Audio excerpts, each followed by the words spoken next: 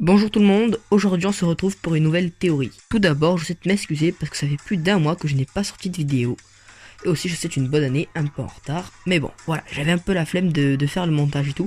Du coup, de mon côté, j'écris plein de théories et tout.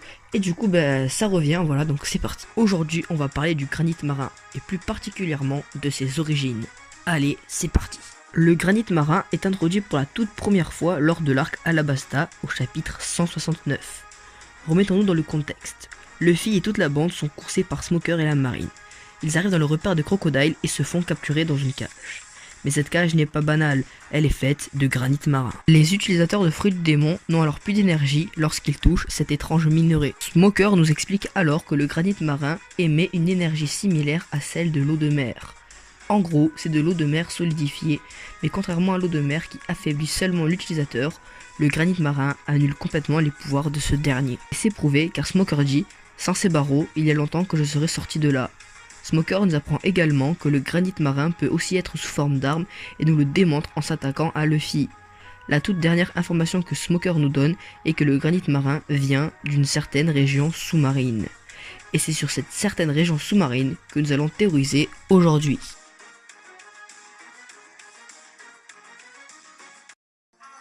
Lorsque les Mugiwara s'envolent vers les cieux, on apprend que même là-haut, il y a du granit marin. En effet, les Shandia possèdent ce minerai alors qu'ils sont à 10 000 mètres au-dessus de la mer. Bien sûr, vous connaissez l'histoire, il y a 400 ans, Jaya qui était sur la mer Bleue s'est faite projeter dans le ciel.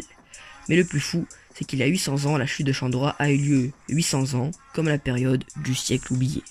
On sait que les Shandia protégeaient un poneglyphe et qu'ils ont affronté un puissant adversaire. Or, il y a 800 ans, deux forces se sont affrontées, le gouvernement mondial, une alliance de 20 royaumes, et l'ancien royaume.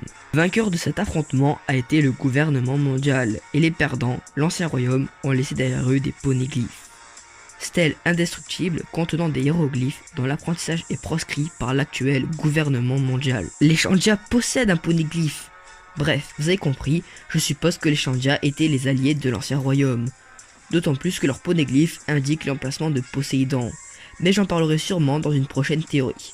Tout ça pour vous dire que le granit marin a été découvert par l'ancien royaume. Nous savons que le gouvernement mondial était ennemi de l'ancien royaume, et donc il n'était pas censé posséder de granit marin. Pourtant, dans les arcs Enies Lobby, Impel Down et Marineford, nous avons appris que ce dernier en possédait. C'est au chapitre 400 que Fukuro nous apprend que la marine possède bel et bien du granit marin avec l'exemple de Robin. C'est ensuite dans le chapitre 402 que Zoro et Usopp se font menotter avec des menottes en granit marin. Fukuro nous dit que le granit marin est aussi dur que le diamant. Mais encore une fois, j'y reviendrai plus tard dans une autre théorie. Dans le chapitre 433, on apprend de la bouche de Kobe que Vegapunk travaille pour la marine et leur a permis de traverser Calm Belt en recouvrant la coque de leur bateau de granit marin. C'est grâce à ça que le vice-amiral Momonga a pu aller chercher Boa Hancock lors de la guerre au sommet et l'emmener à Impel Down. Dans cette prison, tous les prisonniers possédant les pouvoirs d'un fruit du démon ont des menottes en granit marin, ce qui prouve que la marine sait utiliser le granit marin. De même pour Marineford, où par exemple Ace, Marco et plein d'autres ont des menottes en granit marin. Et enfin, nous savons que dans le marché noir, on peut se procurer du granit marin. Le marché noir est introduit pour la première fois par Franky pour acheter du bois d'Adam, ce qui amène par la suite la réalisation du Sunny. Le marché noir est ensuite réutilisé dans l'arc Dressrosa par Doflamingo pour nous introduire Kaido et Wano Kuni, ce qui amènera une guerre entre l'alliance des Supernovas et Kaido. Sur l'île de Punk Hazard, il possédait une cage en granit marin provenant sans doute de Doflamingo et du marché noir. D'ailleurs, Doflamingo avait également des menottes en granit marin sur Dressrosa. Désormais, nous savons que l'ancien royaume et ses alliés possédaient du granit marin et que maintenant le gouvernement mondial en possède et qu'il est possible de s'en procurer sur le marché noir.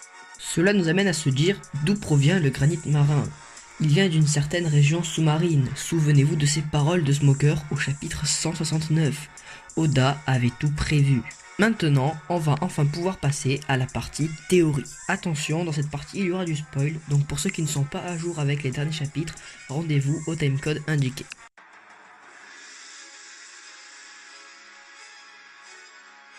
Dans les récents chapitres, on a appris que le granit marin était taillé à Wano Kuni et que les meilleurs artisans en termes de granit marin se trouvaient là-bas. Je pense que le granit marin provient de la région sous-marine qui entoure Wano Kuni. C'est au chapitre 910 que Luffy et toute la bande de Whole Cake arrivent à Wano Kuni. Je vous rappelle quand même qu'il était tellement difficile de naviguer dans cette région que même Nami a eu du mal. Bref, je pense qu'aux alentours de Wano Kuni, il y a une sorte de carrière sous-marine de granit marin. Et oui, voilà pourquoi Kaido a choisi Wano Kuni et pas une autre île. Et pour preuve, son kanabo est en granit marin, tout comme les clous Dawkins et les poneglyphes. Je m'explique. Dans le chapitre 928, on apprend qu'il y a deux sortes de granit marin. Le granit marin pur, qui annule les pouvoirs des utilisateurs de fruits du démon, et un autre, plus fin, qui permet aux utilisateurs de fruits du démon de pouvoir travailler. Et donc, le kanabo de Kaido est en granit marin pur, car il lui a permis de one-shot Luffy.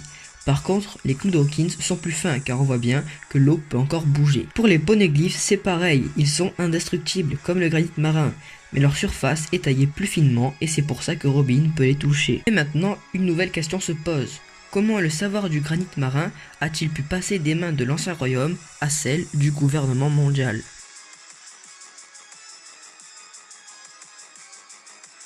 Je pense qu'il y a 800 ans, l'ancien royaume possédait les fruits du démon et le granit marin.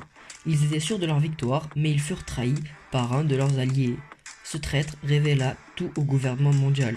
L'origine des fruits du démon, leur pouvoir et leur faiblesse. En outre, le granit marin. Il apprit au gouvernement mondial comment l'utiliser et ainsi un brusque changement de situation eut lieu et le gouvernement mondial anéantit l'ancien royaume. Wano Kuni était un pays allié de l'ancien royaume et donc les Kuzuki n'eurent aucun mal à s'emparer du pouvoir et à fermer les frontières du pays pour cacher leur identité, leur force militaire et leur savoir. Ainsi régnèrent les Kuzuki pendant près de 800 ans jusqu'à l'arrivée de Kaido. Lorsque le gouvernement mondial a gagné la guerre contre l'ancien royaume, il a pillé toutes les ressources de ce dernier, donc le granit marin. Et les ressources qu'ils ont pu récolter ne pouvaient leur tenir que pendant quelques années.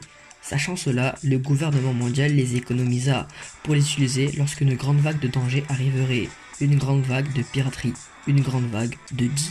Pendant près de 800 ans, Wano Kuni a pu s'enrichir au niveau du granit marin, tandis que son ennemi, lui, s'appauvrissait. Mais lorsque Kaido renversa les Kuzuki, tout le savoir fut perdu, et donc Kaido ne put s'improviser en granit marin. Il en avait seulement pour 20 ans. De son côté, Kaido marchandait avec Doflamingo, de l'autre, le gouvernement mondial mettait en œuvre quelque chose qui serait capable de réapprovisionner le gouvernement mondial en granit marin. Tout ça avec Vegapunk. 2 ans après la guerre au sommet, leur projet aboutit et leur sous-marin est prêt. Cette idée n'est pas débile car on a déjà vu des sous-marins de One Piece, celui de l'eau, alors Vegapunk pourrait en créer des plus performants qui permettraient de se rendre jusqu'à la carrière de granit marin. Problème, Kaido a le territoire mais pas les moyens, et le gouvernement mondial a les moyens mais pas le territoire. Les deux puissances vont être à court de granit marin en même temps et vont donc échanger entre eux pour trouver un accord. Le shogun veut Vegapunk et le gouvernement mondial veut Wano Kuni. Pour le moment, ils n'ont toujours pas trouvé d'accord et cela a été prouvé dans le chapitre 930. Ils pourraient très bien régler leur compte dans la deuxième grande guerre de One Piece. Et voilà les amis pour cette théorie. J'espère vraiment qu'elle vous a plu car c'est la première vidéo montée sur Premiere Pro, donc la qualité est censée être meilleure. Encore une fois, je m'excuse pour le retard de cette vidéo. Dites-moi ce que vous en pensez dans les commentaires et si vous voulez échanger sur la théorie, mon Discord est ouvert à tous les débats. A très vite dans une prochaine vidéo. Ciao.